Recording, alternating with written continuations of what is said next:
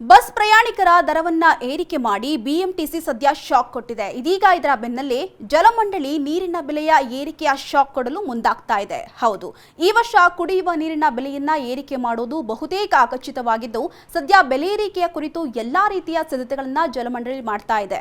ಅಂದಹಾಗೆ ಕಳೆದ 10 ವರ್ಷಗಳಿಂದ ನೀರಿನ ಬೆಲೆ ಏರಿಕೆಯಾಗಿಲ್ಲ. ಸದ್ಯ ಜಲಮಂಡಳಿಗೆ ಆದಾಯವೇ ನೀರಿಗೆ ವಿಧಿಸುವಂತಹ ಶುಲ್ಕ.